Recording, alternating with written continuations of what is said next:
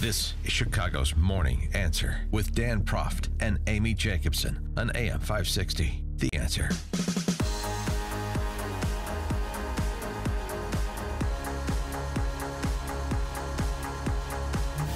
Top of the morning, Dan and Amy. President Trump issuing a statement yesterday on standing with Saudi Arabia while rebuking the royal family for their involvement in the murder of Jamal Khashoggi, saying in his statement, the crime against Khashoggi was a terrible one and one that our country does not condone.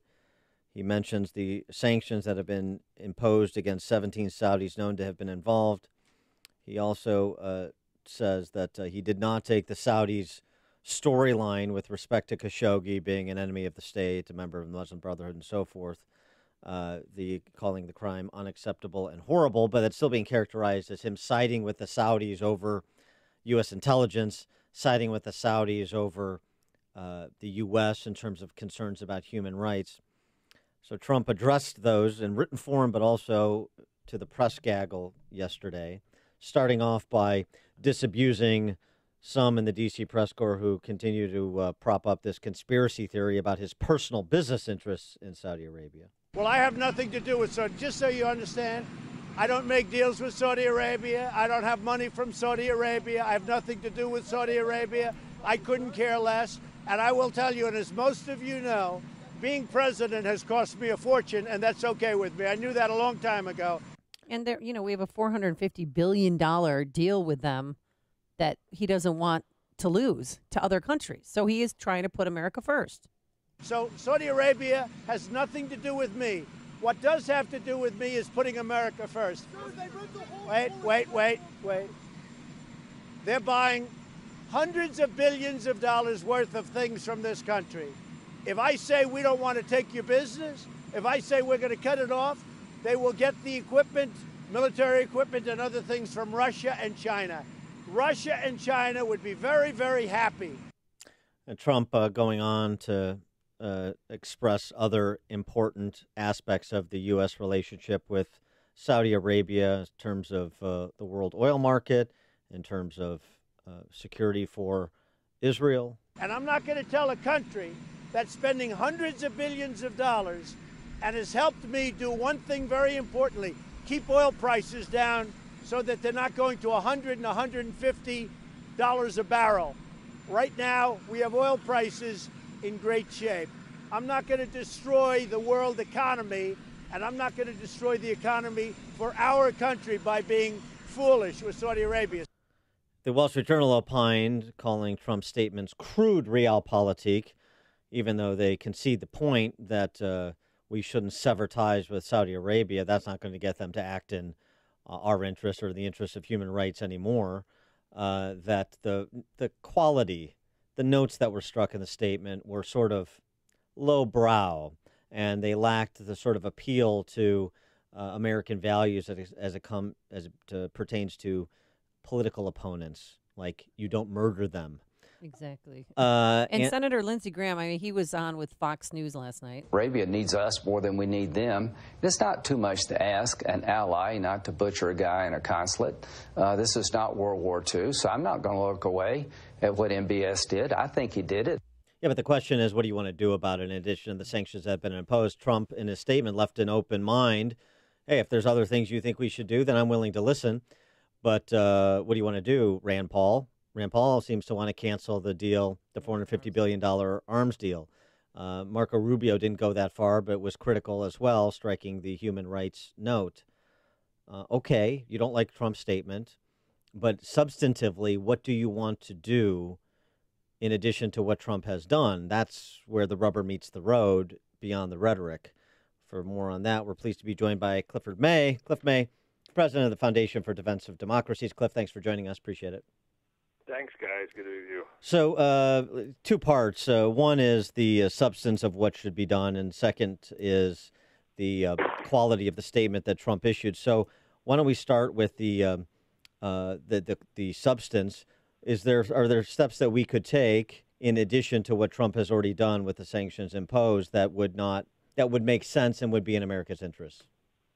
Yeah, I do think so. I think what would be in America's interest and in the Saudi interest as well is not simply to say, let's see how badly we can punish them, but rather to say, let's see if we can push now for some serious reforms so that this kind of thing doesn't happen again.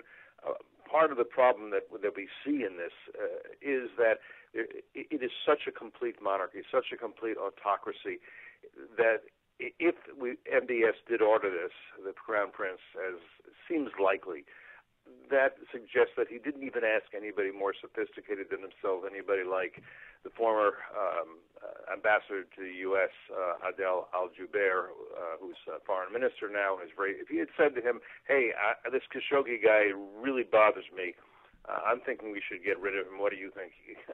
You can bet that Jubeir would have said, no, that's just not how you want to play it. It's not good for your image. It's not good for Saudi Arabia. He's annoying, but just tolerate him. I'll explain to you why. We would like to see something.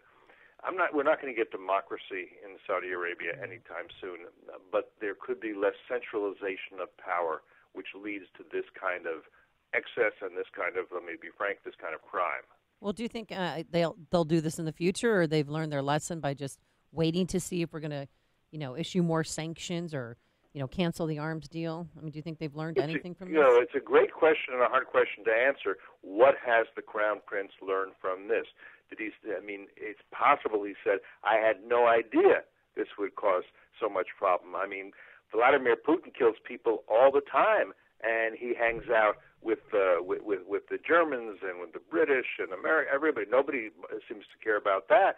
The Chinese, we just had the head of Interpol disappear inside of China, and we've got about 1 million Chinese Muslims who are in essentially concentration camps. That doesn't seem to bother anybody. The Iranians, they just tried 3 times to commit acts of terrorism, including blowing up a conference in France, and you still have the Mogherini, kind of the foreign minister of the EU, going to Iran and making nice with them. I had no idea something like this would happen. Possible he thinks that way. He's not the most sophisticated guy in the sense that, unlike tens and tens of thousands of Saudis, he hasn't been educated outside the country.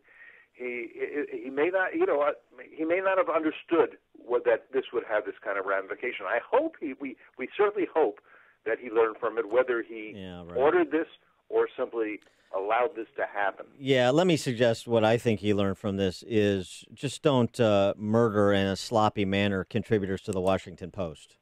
If other people disappear, nobody will pay much mind. But somebody that the American Press Corps can characterize as a journalist who's a permanent resident of America and writing op-eds critical of the Crown in the Washington Post, too public.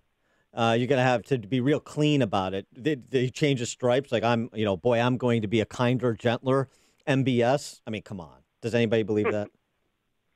No, I think you're right. By the way, years ago, during the early Soviet days, this was called the light bulb theory. The Soviets could kill all sorts of people, but if somebody got very, very famous, they knew it was kind of dangerous. And what I think it was Maxim Gorky said, it's like the moths around a light bulb. You can swat any one of them, but if it's one that lands on the light bulb, too much illumination. Exactly. Well, now, so there's the substance of the relationship and the policy choices to be made. And then there's the quality of the statement that Trump issued. A lot of criticism about the statement seeming to be sort of too lowbrow in the sense of making it about arms deals and oil prices rather than about values and American principles. Do you agree with that criticism? Look, I would not have expressed it the way he did. I would not have advised him if I asked to express it the way he did. I think he's looking to sort of people in his base and saying, hey, this is, we have our interests, and I care about our interests more than anything else. And maybe he thought if he talked about the geostrategic necessity of keeping close ties with the Saudis, particularly vis-a-vis the Iranians, he thought, I can't explain that, or maybe the people who support me wouldn't understand that. But it isn't. But so, I think it's a part of the equation. But I would not think it was a good idea to make that the main emphasis. Part of what's going on here that I'm sure he recognizes, and it's important that others recognize, is those who, particularly from the Obama administration were dead set on having detente with the Islamic Republic of Iran. Those who really turned a blind eye to the fact that the Islamic Republic of Iran was facilitating Assad's slaughter of now about 500,000 Syrians, none of whose names we know because none of them work in Washington or work for the Washington Post. They wanted to use this to say, okay, let's ditch Saudi Arabia and let's go back to making nice with the Islamic Republic of Iran, and we can appease them. That's what we were trying to do. That's what the Iran deal was supposed to be all about. Let's go back to that policy. And it's sometimes called around here the JCPOA chorus, and I think they have an ulterior motive that we should recognize when they weigh in on this. Good point. Yeah, this morning at CNN, their hair was on fire. They're talking about President Trump, this new article that he pushed to have Clinton prosecuted and Comey. Is this a gross abuse of power or somebody who just wasn't familiar with the system and how things worked? Look, I think the president gets to ask his attorneys, can we do this? Are there grounds for this? What do you think about this? If they say, no, you can't do that, you don't have that power, or it's unconstitutional, or it's illegal, or I wouldn't advise it, then it's useful for him to say, okay, that's why I asked. I don't think it's a scandal that he asked. It might be a scandal if they said, you can't do this, you don't have that authority, and he went ahead with it. But asking a question, I don't think that's so terrible. Yeah, I mean... Number one, it didn't happen. Number two, yeah. I mean, he basically says this at every presidential rally. So what exactly did the New York Times uncover here? I think that's right. He is Cliff May, president of the Foundation for the Defense of Democracies. He's opined on the killing of Khashoggi in the Washington Times and elsewhere. Always look for Cliff and the FDD's professionals for insights on geopolitical matters. Cliff, thanks for joining us. Have a happy Thanksgiving. You too. Thank you. And he joined us on our turnkey.pro answer line.